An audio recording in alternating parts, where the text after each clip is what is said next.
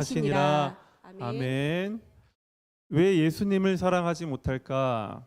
왜 예수님을 사랑할 수 없을까라는 제목으로 우리 하나님 말씀 함께 보도록 하겠습니다. 저는 제가 이 거제도에 오기 전까지 거제도라는 곳이 있는 줄 몰랐어요. 무식한 거죠. 무식한 겁니다. 몰랐어요. 저는 이게 차만 안 막히면은 10분, 15분이면은 서울을 갈 수 있는 안양이란 곳에 쭉 살았습니다. 어릴 때부터 쭉 살았어요, 이렇게. 그래서 저는 안양과 서울이 제 생활의 중심이었습니다. 그렇게 살았습니다. 그런데 거제 와서 제가 살아보니까 제가 보던 TV나 문화와 이런 것들이 굉장히 서울 중심이었구나라는 것을 깨닫게 됐습니다. 저는 서울에 비 오면 전국에 다 비 온다고 생각했어요.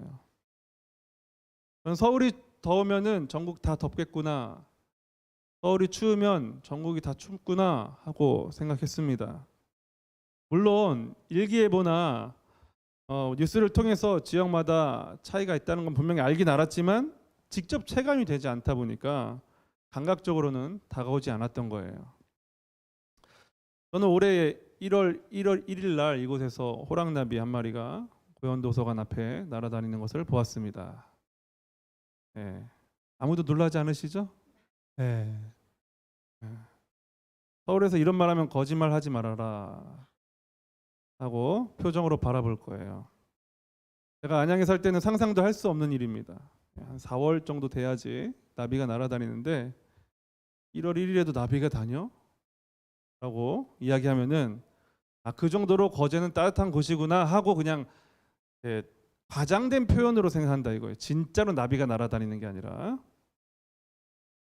그러면 제가 얘기하죠. 여기는 1년 내내 푸르러, 1년 내내 풀이 자라 라고 얘기하면 믿지 않아요.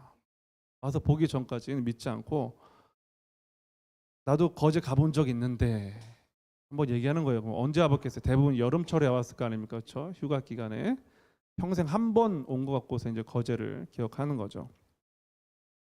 서울에 사는 서울 촌놈들은 몰라요, 이런 거를. 서울 촌놈이라고 합니다. 그래서 서울에만 살아가지고 잘 몰라가지고 서울 촌놈이라고 이렇게 놀리듯이 이야기를 합니다. 뿐만 아니라 그동안 TV에서 보던 많은 말들이 실은 서울을 중심으로 해서 통하는 말이구나를 여기 와서 새삼스럽게 생각해 보게 됩니다. 왜냐하면은 TV에 나오는 말들이 표준하고 제가 사용하는 말도 표준하니까 다 그렇게 쓴다고 생각한 거예요. 물론 저희 부모님은 이렇게 사투리를 조금 쓰신데 약간 퇴색된 사투리예요. 그러니까. 근데 여기 와서 보니까 표준어라고 하는 서울말이 상대적으로 비표준어인 거죠. 제가 가끔씩 이렇게 거제 말을 이렇게 한번 흉내 내잖아요. 그러면은 상당히 어색하게 들리시죠? 이상하게. 사람은요, 나를 중심으로 해서 다른 사람과 혹은 세상을 판단합니다.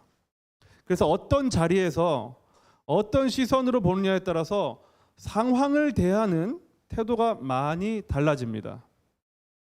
그렇기 때문에 어떤 자리에 위치해 있느냐 굉장히 중요한 문제죠. 아무리 훌륭한 자식이라도 부모의 자리에 서보지 않는다면은 부모의 마음을 다 헤아릴 수 없습니다. 제가 밖에 나갔다 들어오면은 어릴 때 결혼하기 전에 밖에 나갔다 이렇게 들어오면은 밥을 이렇게 먹어요. 그렇죠? 이렇게 들어와서 그럼 부모님께서 저를 그렇게 물끄러미 쳐다보세요. 사랑스러운 눈으로. 이해가 안 되는 거예요. 다 큰 청년을 왜 이렇게 쳐다보냐. 또 어릴 때 이렇게 배웠거든요. 사람 밥 먹는데 쳐다보면 안 된다고. 거지나 쳐다보는 거다 이렇게 배웠어요, 어릴 때는. 근데 부모님이 저를 이렇게 쳐다보는 게 상당히 불편하고 마음에 안 드는 거예요. 그래서 왜 자꾸 쳐다보시냐고, 그만 좀 쳐다보시라고 막 이렇게 화를 냈던 일이 많이 있습니다. 왜 쳐다보셨겠어요? 이쁘니까. 여러분들은 제 밥 먹는 거 안 이뻐 보이시겠지만 저희 부모님은 이쁘게 보셨어요. 부모가 되고 알게 됐습니다. 아이들이 작을 때 숟가락으로 어렵게 자기 목구멍에 이렇게 넘기는 그 모습을 보니까 얼마나 사랑스럽던지. 지금도 저는 아이들 밥 먹는 모습 보면 그렇게 재미있고 사랑스럽고 흥미있게 여겨집니다. 소화시키는 거 잘 되는가 궁금하기도 하고 잘 씹나 생각이 들기도 해요. 자식의 입장에서 부모를 보는 시선과 부모의 입장에서 자식을 바라보는 시선이 무척 다릅니다. 오늘 말씀 제목은요, 왜 예수님을 사랑하지 못할까, 사랑할 수 없을까, 이런 제목입니다. 여러분, 우리는 왜 예수님을 잘 사랑하지 못할까요? 사랑하긴 하는데 왜 지속적으로 사랑하지 못할까요? 아니면은 왜 그때 다른 마음으로 우리 예수님을 사랑할까요? 오늘은 자리와 시선에 대한 이야기로 좀 이 사랑의 예수님을 사랑하는 이야기를 좀 함께 나누고 싶습니다. 어떤 자리에 앉느냐에 따라서 어떤 시선을 가지고 볼 수 있느냐 하는 이야기죠. 오늘 우리가 읽은 누가복음 7장 36절부터 50절에는 세 명의 인물이 등장합니다. 우리 한번 잠깐 볼까요? 성경을 잘 안 보신 분들은 이렇게 인물이 여러 명 등장하면 헷갈리기 때문에 제가 이렇게 한 번씩 보여드리는 거예요. 세 명의 인물이 등장하는데 첫 번째는 시몬이라는 사람이에요. 바리새파 사람, 바리새인이라고 소속된 집단이 있습니다. 그리고 여자가 등장하는데요. 죄를 지은 여자라고 소개하고 있어요. 죄 지은 여자. 그리고 예수님, 이렇게 핵심 인물이 세 명이 등장합니다. 그러니까 시몬이라고 하면 이제 바리새인이다라고 이해를 하시면 되겠습니다. 이야기는 이렇습니다. 이 시몬이라는 이 바리새인이 예수님을 집으로 초청했어요. 그런데 갑자기 초청하지 않은 한 죄 지은 여인이 나타나서 예수님께 향유라는 향수 같은 것을 발에다 뿌립니다. 그리고 예수님께서 사람들에게 이 사건 후에 바로 이야기를 하나 해주셔요. 그리고 예수님의 이야기가 끝이 나자 예수님께서는요, 이 죄 지은 여자보다 시몬이 더 못하다, 바리새인 시몬이 더 못하다라는 평가를 내리십니다. 반면 죄 지은 여자는 구원받은 자라고 이야기를 하셔요. 이것이 오늘 주요 이야기입니다. 이 세 명의 등장인물을 통해서 오늘 어떤 자리에서 어떤 시선으로 보느냐가 미치는 이 영향에 대해서 함께 나눠보도록 하겠습니다. 첫 번째, 죄 지은 여인의 자리와 시선에서 한번 보도록 할게요. 첫 번째는 죄 지은 여인의 자리와 시선에서 함께 보도록 하겠습니다. 우리 37절, 38절 말씀을 같이 한번 읽어보겠습니다. 시작. 그 동네에 죄를 지은 한 여자가 있어 예수께서 바리새인의 집에 앉아 계심을 알고 향유 담은 옥합을 가지고 와서 예수의 뒤로 그 발 곁에 서서 울며 눈물로 그 발을 적시고 자기 머리털로 닦고 그 발에 입 맞추고 향유를 부으니. 첫 번째 자리와 시선은 바로 이 죄 지은 여인입니다. 이 여자는 누가복음 자체에서는 어떤 사람이다라고 분명하게 이야기하진 않아요. 다만 죄를 지은 여자라고 간단하게 소개하고 있습니다. 두 글자로 죄인이라고 이야기합니다. 이 여자가 이 바리새인 시몬의 집에 갑자기 등장합니다. 왜냐하면은 이곳에 예수님이 계셨기 때문이에요. 그리고 향유를 가지고 와서 예수님의 발 곁에 서서 울면서 예수님의 발을 적셨습니다. 그리고 자신의 머리털로 닦아내고 입을 맞췄어요. 이와 비슷한 이야기가 마태, 마가, 누가, 요한복음 모두 등장하는데 본문을 자세히 살펴보면은 시기상으로 좀 차이도 나고 등장인물도 다른 것처럼 보입니다. 어쨌든 당시의 여자가 이 자신의 머리카락을 사람들 앞에서 풀고 다니는 것은 굉장히 불경스러운 행동입니다. 지금하고 좀 다르죠. 심지어 결혼 첫날 밤에 가장 먼저 보이는 은밀한 부위가 바로 이 머리카락이었어요. 그러니까 아주 특별한 일을 한 거죠, 예수님께. 여러분, 이 여자가 향유를 예수님 발 앞에 붓고 지금 어디 자리에 있습니까?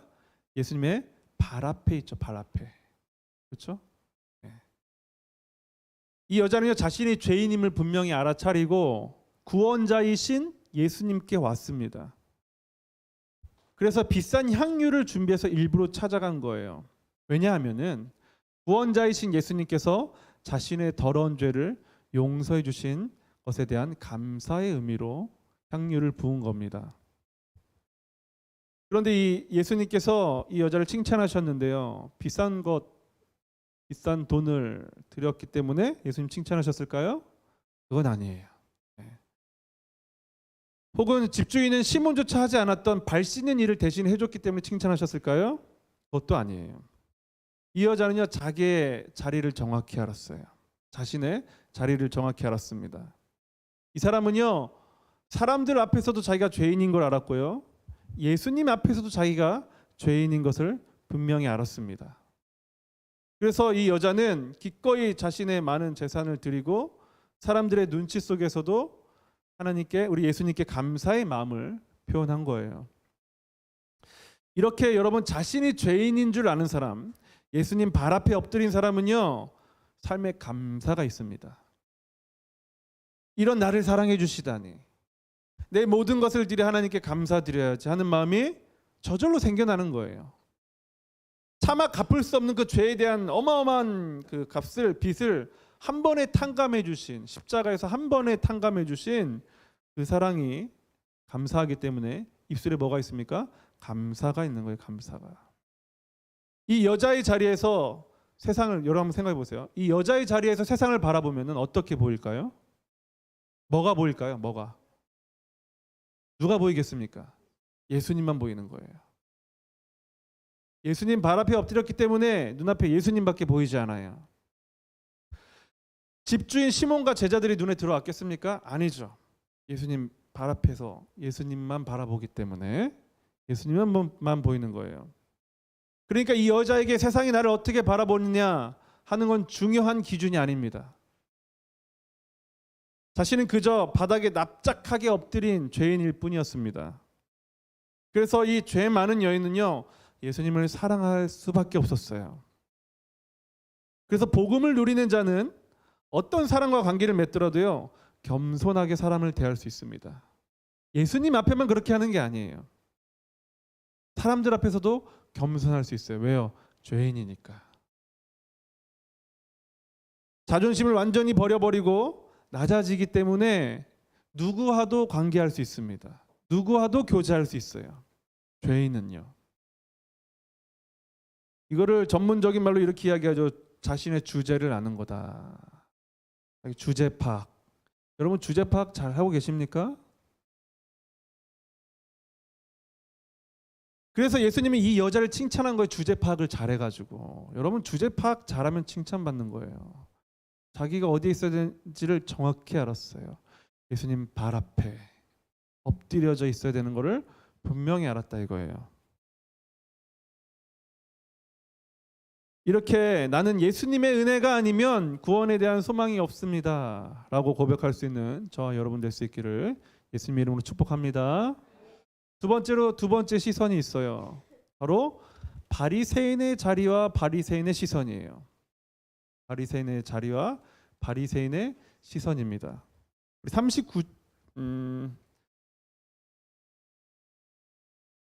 39절 말씀 한번 같이 한번 읽어볼게요. 39절 시작. 예수를 청한 바리새인이 그것을 보고 마음에 이르되 이 사람이 만일 선지자라면 자기를 만지는 이 여자가 누구며 어떠한 자 곧 죄인인 줄을 알았으리라 하거늘. 이 시몬이라는 바리새인이 예수님을 초청했습니다.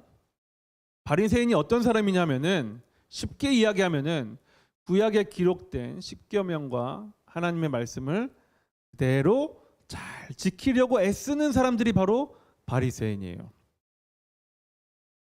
그러니까 좋은 사람들입니다. 좋은 사람들, 나쁜 사람들은 아니에요. 그런데 이들이 이렇게 말씀을 잘 지키고자 하는 열심은 있었는데 심각한 문제가 하나 있었어요. 최초의 바리새인들은 하나님을 사랑하는 마음에서 그렇게 잘 지켰습니다. 그러다가 마음이 조금씩 변질된 거예요. 하나님을 사랑한다기보다는 말씀을 지키면서 얻어지는 사람들의 관심과 존경, 그리고 권력에 관심 가지기 시작했어요. 이를테면은 선생님 말씀은 잘 듣는데 속으로는 선생님에 대해서 존경하는 마음은 없는 거예요. 겉으로는 모범생인데 속에는 선생님 무시하고 존경하지 않는 그런 사람들이 당시에 바리새인이었던 겁니다. 그런데 이들이 이런 마음이 더 커져서 심각한 마음의 병을 하나 얻게 됩니다. 그 이름이 뭐냐면은 그 병의 이름이 바로 하나님병이에요. 하나님병. 무슨 병이라고요? 하나님병. 그러니까 자기가 지켜야 할 율법을 보통 사람들보다 더 많이 지키고 더 많이 알고 하니까 마치 자기가 하나님이 됐다고 착각하는 거예요. 하나님처럼 생각하는 거예요. 자기가 심판자인 것처럼 생각합니다. 그래서 다른 사람들을 판단하고 비난하고 혼내고 다니는 사람들이 이 바리새인들이에요. 나는 이렇게 사는데 너는 왜 그렇게 못 사냐? 너 그럼 혼나야 한다. 그리고 말하고 다니면서 너 저주받을 인생을 하고 다니면서 다니는 거예요. 그래서 사람들은 이 바리새인들 별로 좋아하지 않았어요. 그러나 딱히 뭐라고도 할 수 없습니다. 왜요? 맞는 말 하고 다니기 때문에 그런 거예요. 맞는 말 하고 다니니까.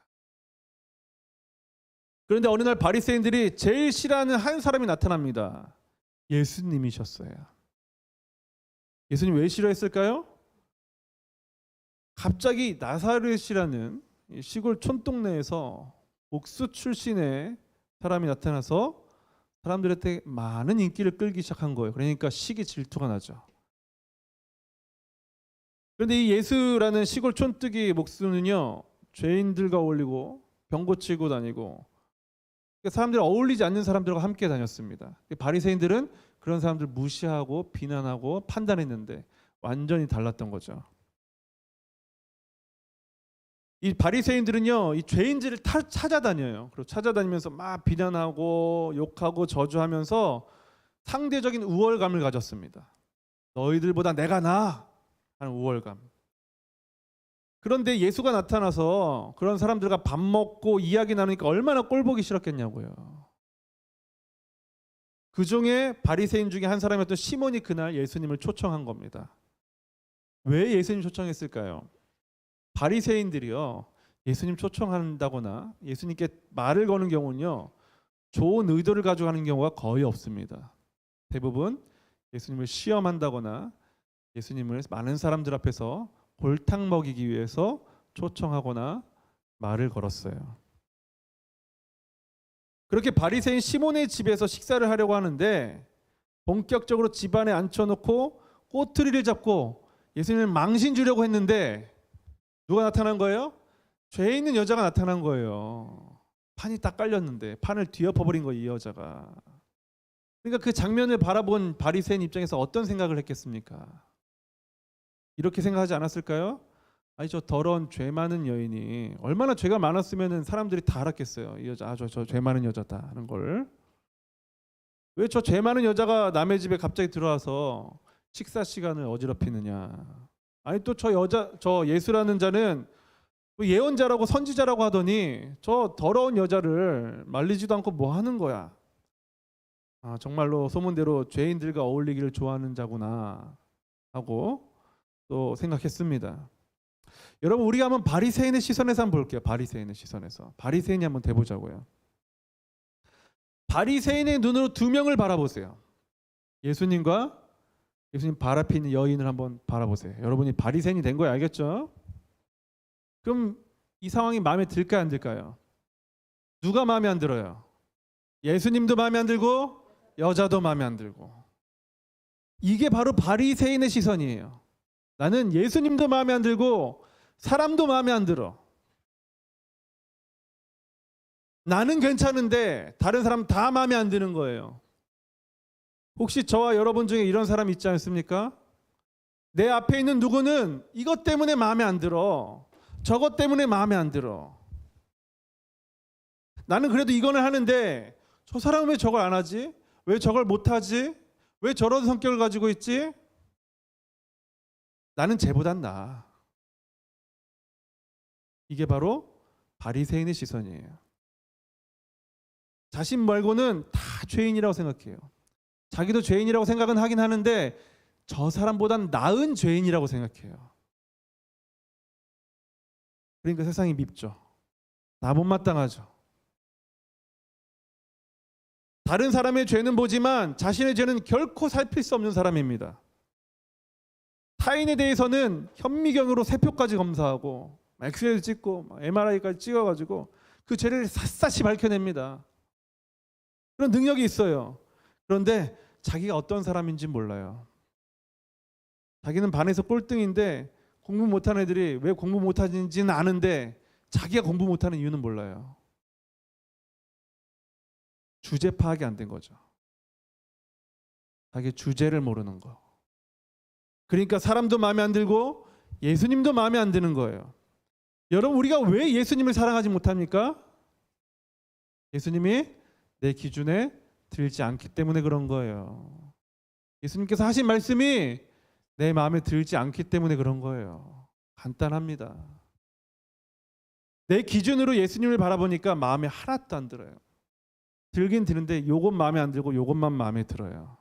내 마음에 드는 것만 마음에 들고 내 마음에 들지 않는 것은 마음에 들지 않아요.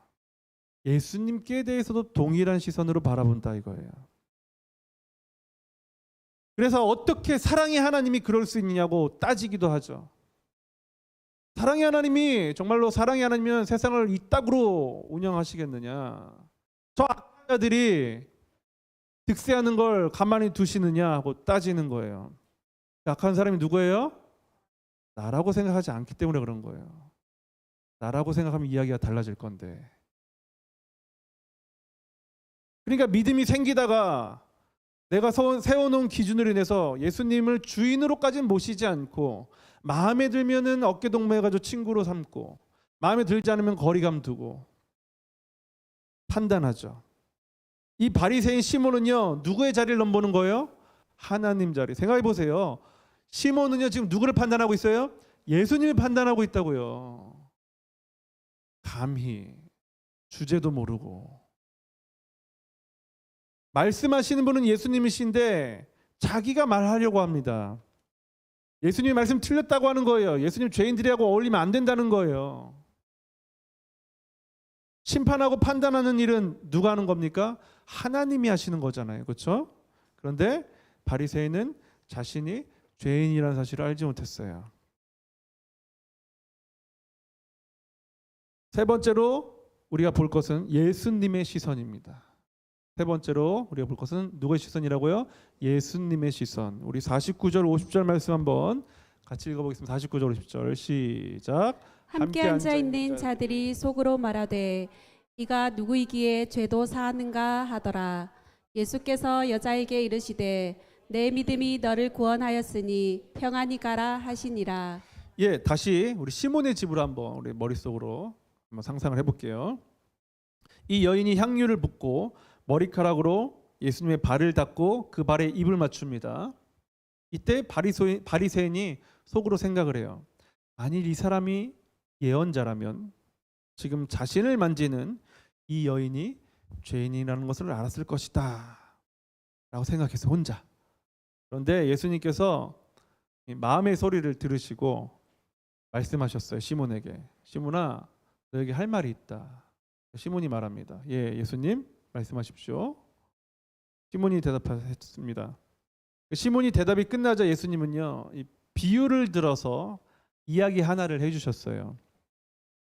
이야기 무슨 이야기냐면은 어떤 사람이 한 사람이 두 명에게 돈을 빌려줬습니다. A라는 사람에게도 돈을 빌려주고 B라는 사람에게도 돈을 빌려줬어요. 근데 한 사람은 A라는 사람은 4천억을 빚졌고, 눈이 동그래지죠. 4천억 빚졌다니까. 4천억 빚졌고 한 사람은 400만 원을 빚졌어요. 그런데 돈을 빌려준 사람이 이 두 사람의 형편을 보니까 크든 작든 간에 도저히 갚을 수 없는 형편인 거예요. 그래서 돈을 둘 다 갚지 말아라 라고 이야기합니다. 너 4천억 갚지 마. 너 400만 원 갚지 마. 그러면은 우리 퀴즈 한번 내볼게요. 이 둘 중에 누가 더 고마워했을까요? 4천억. 왜요? 금액이 크니까. 그렇죠? 되게 똑똑하시네요. 네. 그러니까 예수님께서 네가 옳게 판단했다라고 말씀하셨어요. 예수님께서 퀴즈를 마치신 후에 여자를 한번 쓱 보신 후에 시몬에게 말씀하십니다. 예수님의 시선을 보는 거예요. 이제 시몬도 보고 여자도 보는 거예요. 너 이 여인이 보이냐? 내가 너희 집에 들어왔을 때 너는 나에게 발 씻을 물도 주지 않았어. 그런데 이 여자는 자신의 눈물로 내 발을 적시고 자신의 머리털로 나를 닦아줬어. 너는 내게 입맞추지도 않았지만 이 여인은 내가 들어왔을 때부터 내 발에 입맞추기를 쉬지 않았어. 당시 입맞추는 건 인사법이었습니다. 그러니까 환영하지 않는다는 뜻이에요. 인사하지 않았다는 거는. 그런데 너는 내 머리에 기름도 붓지 않았지만 이 여인은 향유를 내 발에 부었어. 당시 머리 기름 부어주는 손님에게. 예법입니다. 예법. 그러므로 내가 내게 말한다. 이 여자의 많은 죄가 용서되었다. 이는 이 여자가 많이 사랑하였기 때문이다. 적게 용서받은 사람은 적게 사랑한다. 여러분, 예수님의 자리에서 예수님의 시각으로 볼게요. 처음부터 예수님은요, 시몬의, 제가 만약에 예수님이라고 해볼게요. 제가 딱 집에 들어갔습니다. 그러면 시몬이라는 사람의 집에 왔을 때 어떤 사람이 집에 들어온 거예요? 죄인의 집에 들어온 거예요. 죄인의 집에. 예수님의 입장에서는 죄인의 집에 하나님의 아들 구원자 예수가 함께 하는데 또 다른 죄인인 여자가 들어온 것뿐이에요. 그러니까 죄인과 죄인이 예수님 앞에 있었을 뿐입니다. 그러니까 예수님 입장에서는 이 여자나 이 시몬이나 똑같이 하나님의 분노 아래 놓여서 심판당할 자들이었고 또 예수 그리스도의 그 십자가 구원의 사랑으로 사랑할 대상들 뿐이었다 이거예요. 그러니까 누가 더 나은 사람들이에요? 똑같죠. 그러니까 저와 여러분이 예수님의 은혜로 말미암아 이 죄 많은 여자임을 깨달았다고 한번 쳐볼게요. 그럼 내 옆에 있는 바리새인은 어떻게 사랑할 수 있습니까? 내가 죄 많은 여자인 것까지 인정하겠는데 그러면 저 꼴보기 싫은 바리새인은 어떻게 해야 되겠냐고요. 나를 판단하고 비난하는 바리새인은 어떻게 사랑할 수 있겠습니까? 누구의 시선으로 봐야겠어요? 이제는 예수님의 시선으로 봐야죠. 그거 말고는 답이 없습니다. 그러면 어떻게 그걸 할 수 있겠어요? 어떻게? 예수님을 더 많이 사랑해야 되는 거예요. 잘 안 되십니까 그게? 예수님 더 많이 사랑하세요. 예수님 참 힘든 말씀 주셨어요. 원수를 사랑하라. 우리 마음에 안 드는 부인, 마음에 안 드는 남편, 마음에 안 드는 자식 있으면 뭐라 그래요? 아유 왼수. 왼수를 사랑하라. 원수보다 더 높은 게 왼수거든요. 네. 왼수를 사랑하라. 누구의 시선으로 사랑하는 거예요? 예수님의 시선으로. 내가 4천억 빚진 자라고 생각하면 할 수 있어요. 근데 내가 400만 원 빚진 자라고 하면은 갚을 수 있을 것 같거든요. 그거를 400만 원 정도는 어떻게든 갚아낼 수 있지 않겠어요? 몇 년이 걸리든 간에.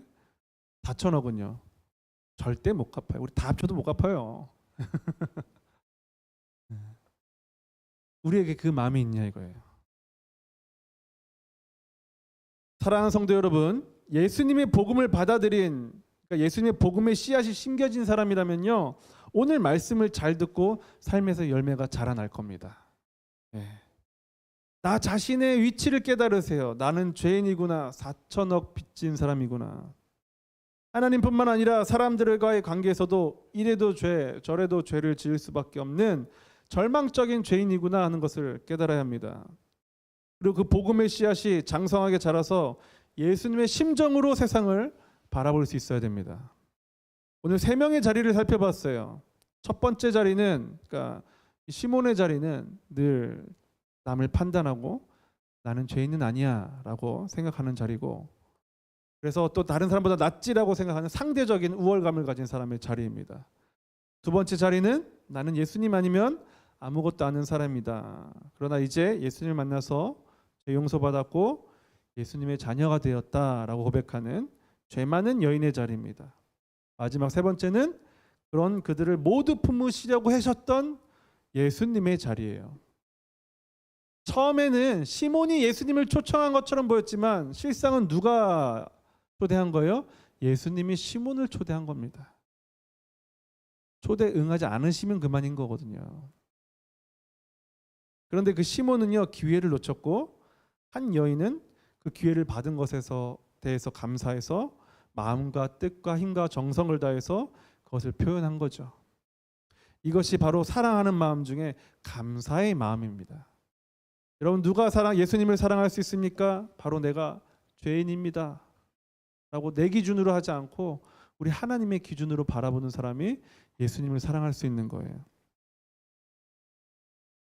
여러분은 오늘 어느 자리에 계십니까? 평소에는 어떤 자리에 많이 계십니까? 여인의 자리에 있습니까? 아니면 바리새인의 자리에 있습니까? 아니면 예수님의 자리에 시선에서 바라보고 계십니까? 이제는 바리새인의 자리에서 계시는 분이 계시다면은 내려오십시오. 이제 자리를 바꾸셔요. 그래서 예수님을 사랑하지 못하는 일이 없도록 하십시오. 그래서 비록 죄 있는 여인으로 불렸지만 겸손하게 주님 앞에 엎드려 오직 주님께 얼굴을 향하여서 오직 주님의 은혜를 구하며 주님을 사랑하는 저와 여러분 바로 그 교회가 될 수 있기를 우리 구주 예수님의 이름으로 축복합니다.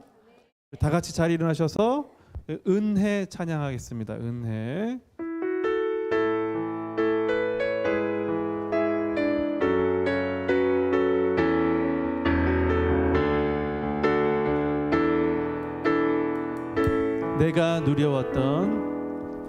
내가 누려왔던 모든 것들이 내가 지나왔던 모든 시간이 내가 걸어왔던 모든 순간이 당연한 것 아니라 은혜였어. 아침 해가 뜨고 저녁에 노을 봄의 꽃향기와 가을의 열매 변하는 계절의 모든 순간이 당연한 것 아니라 은혜였소. 모든 것이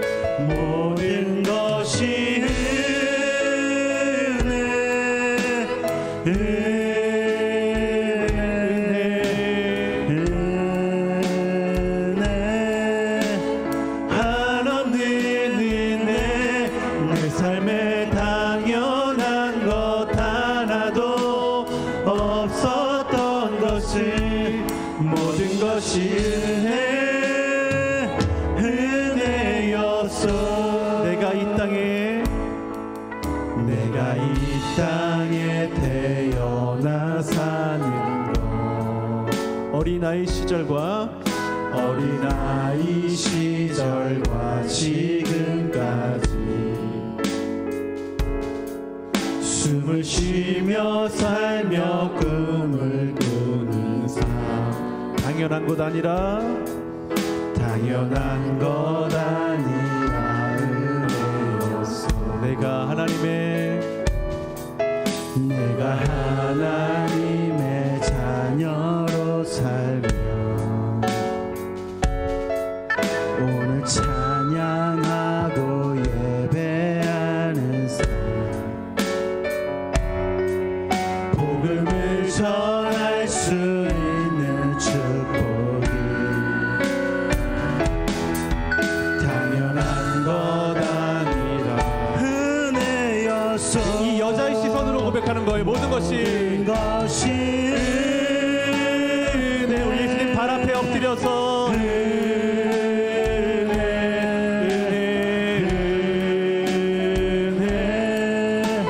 한없는 은혜 내 삶에 당연한 것 하나도 없었던 것이 모든 것이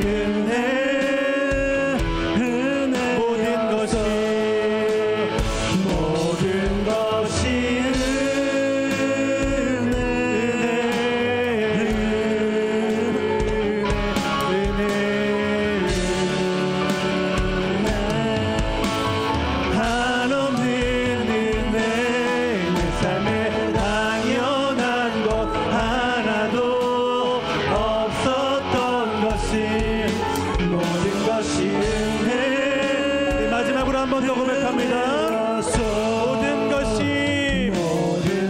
것이